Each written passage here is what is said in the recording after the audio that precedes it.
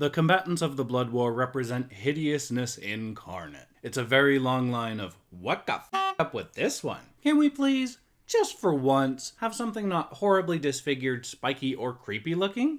Oh, hello. You're looking mighty... It's gonna kill me, isn't it? Yep. Run!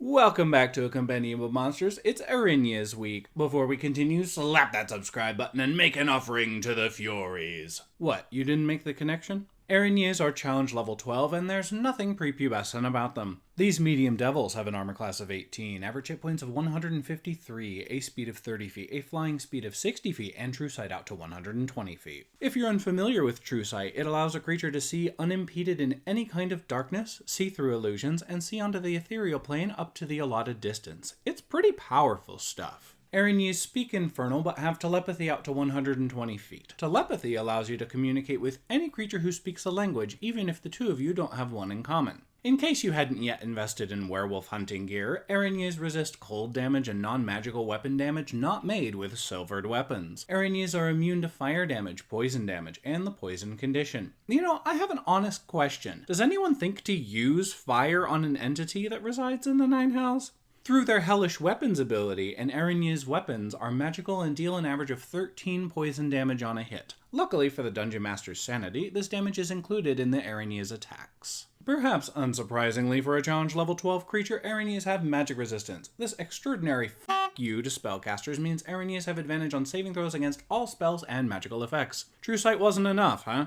Erinyes have a triple multi-attack and can choose to use their longbow or longsword to make said attacks. The average damage of the longsword attack is either 8 or 9 damage per hit, depending if the Erinyes uses one or two hands. With the added poison damage from their Hellfire Weapons ability, the average damage per round comes out to either 63 or 66 damage, which is between 16 and 12% below the minimum expected damage for a challenge level 12 creature. Erinyes somewhat make up for this deficit with their longbow, which deals an average of 63 damage per round and forces a low constitution saving throw. If a creature fails this saving throw, it is poisoned until it receives healing from a lesser restoration spell or similar magic. Honestly, I'm disappointed that the difficulty check for the saving throw is a 14 when it should be an 18 because it increases a creature's chance to succeed against the poison by 20%. Oh, perhaps I should explain. There are suggested saving throw difficulty checks for the challenge level of each creature. A challenge level 12 creature is generally expected to have a saving throw difficulty check of 18. You're fighting a greater devil who is 2 levels below a pit fiend in power. If you're not prepared to suffer during the next combat encounter, you're not ready to fight an Erinyes in the first place.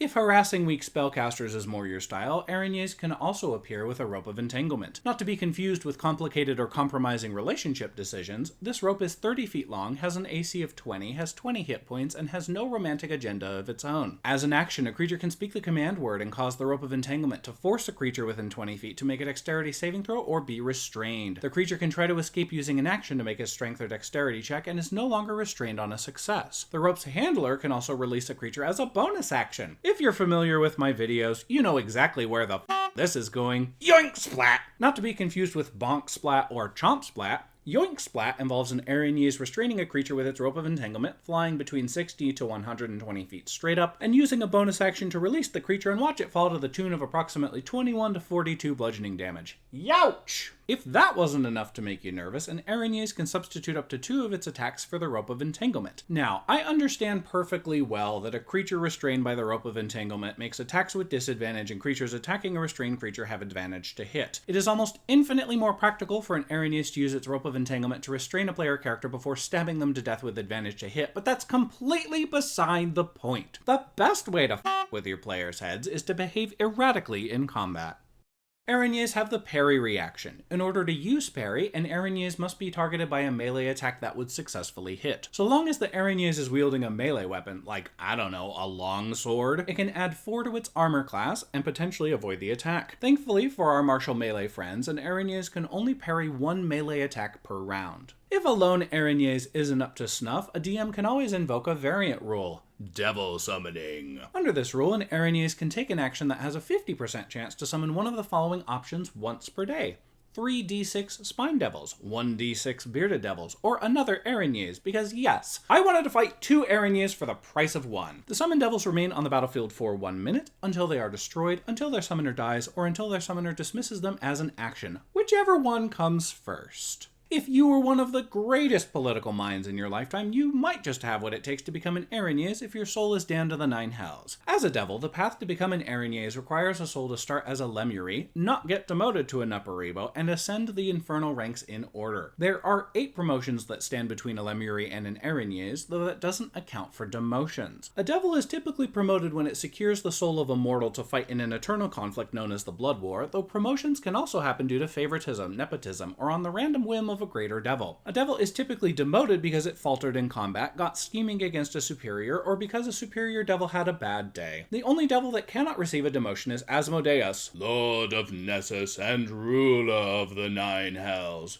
You could say it comes with the job description. Mortals often mistake Erinyes for angels, and, thanks to its telepathy, an Erinyes enthusiastically exploits this case of mistaken identity. Imagine if you spoke to an angel and heard the ear equivalent of grating metal, subtle hatred, and guttural cursing. Not quite what you'd expect from an angel unless you were looking at a biblically accurate one, and those are absolutely terrifying to behold. Get away from me! Despite constantly appearing similar to mortal women, Erinyes aren't bound to a particular gender. Need a male Erinyes to spice things up? How about a non-binary one? The world is your infernal oyster, at least according to the Erinyes description. Speaking of the description, I have one complaint, singular. The last sentence in the first paragraph of the Erinyes description states, "A few also use ropes of entanglement to ensnare powerful foes." Who the do you think you're going to ensnare with a rope that can not only be damaged by powerful opponents, but can also be escaped with a DC 15 dexterity or strength check? This is for ensnaring weak mortals only. I know I mentioned picking on casters above, but they, if their players have any sense, have escapes like Misty Step or Blink and spells like Shield to defend against the attack bonus an Erinyes receives against targets restrained by the rope of entanglement.